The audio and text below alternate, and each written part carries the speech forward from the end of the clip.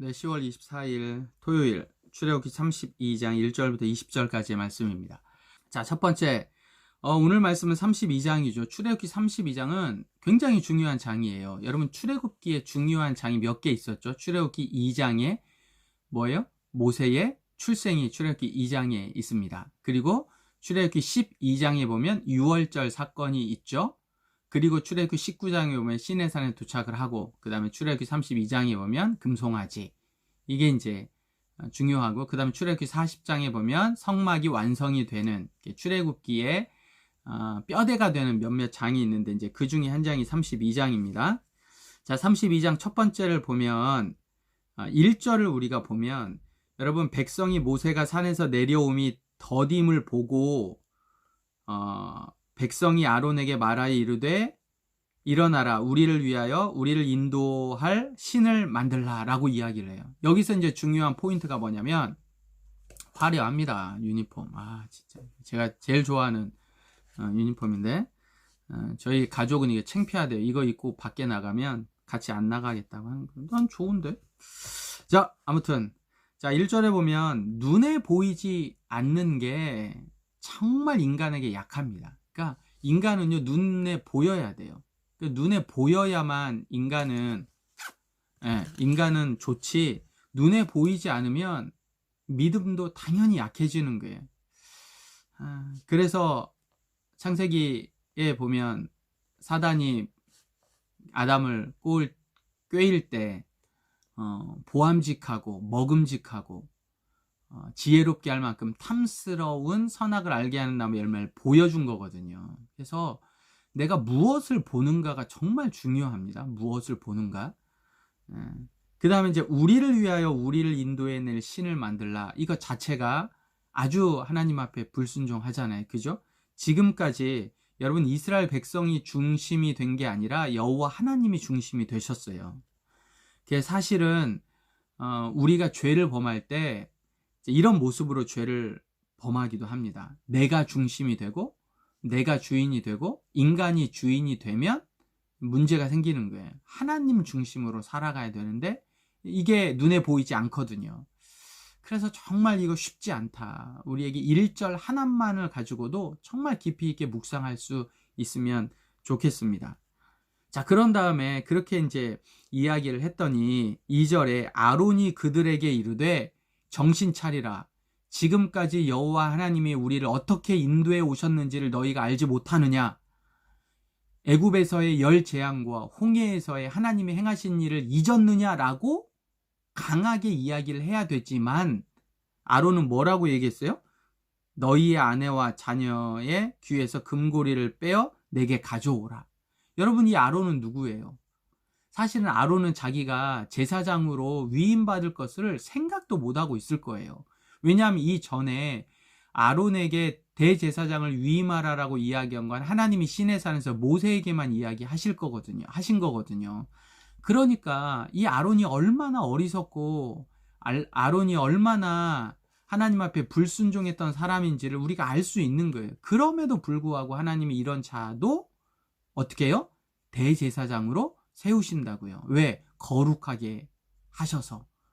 그러니까 이게 정말 하나님이 굉장히 저희에게 중요한 포인트예요. 여러분과 저희가 진짜 별 볼 일 없는 사람이죠. 죄인 중에 죄인인데 그럼에도 불구하고 우리를 택하시고 구원해 주신 이유가 뭔가, 저는 아론의 모습을 보면서 저의 모습을 보게 되는 것 같아요.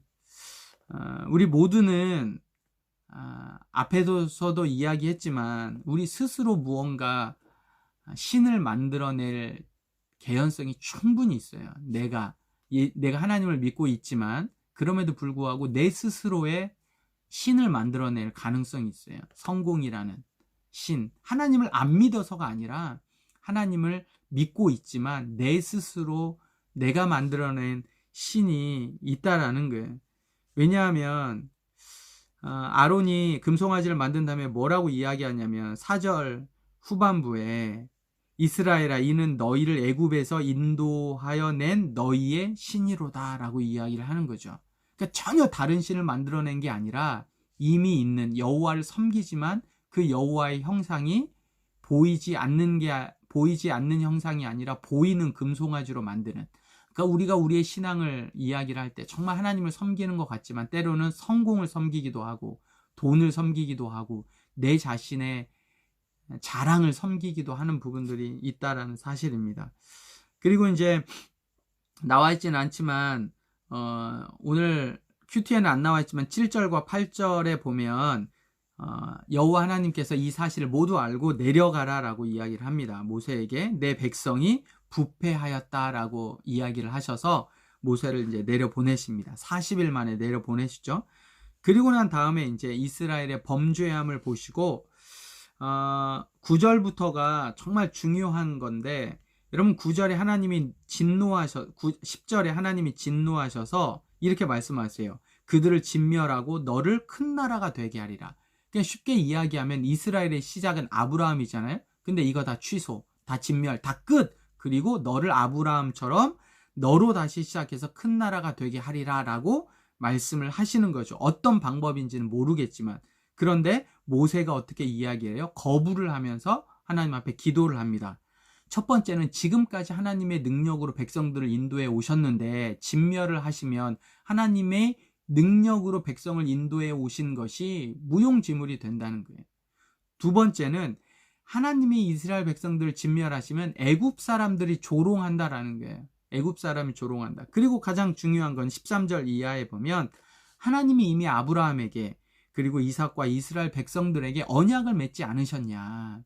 아브라함의 언약을 하나님의 입으로 하셔놓고 이 언약을 깨트리시면 어떻게 하냐. 인간은 깨트리기보다 인간은 이 언약을 어길 수 있지만 하나님은 언약을 지키시겠다고 말씀하시지 않았냐. 이거를 어떻게 해요? 13절에 기억하여 주옵소서라고 이야기를 합니다.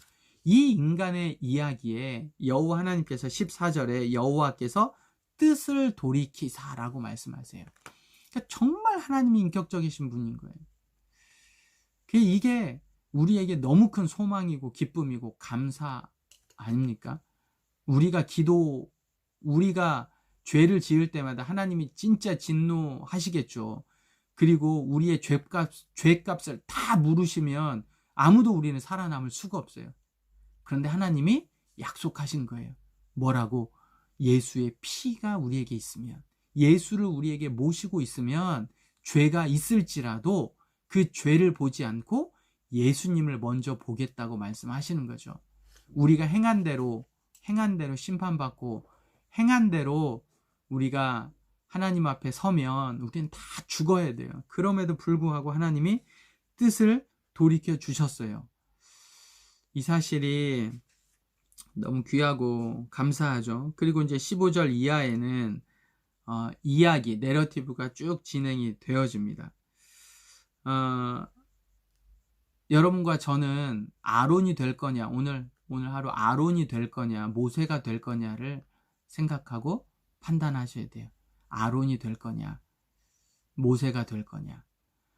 하나님의 모세의 더디움을 보고, 쉽게 이야기하면 하나님이 행하신 일이 40일 동안 멈추고 모세가 눈에 보이지 않자 눈에 보이는 송아지를 만드는 아론과 그들을 진노하셔서 모세를 다시 세워주시고 모세를 통해 큰 나라를 만들겠다고 하셨는데 그거를 다 거부하고 백성들을 위해 살아가고 백성들을 위해 하나님 앞에 중보하는 모세가 될 거냐.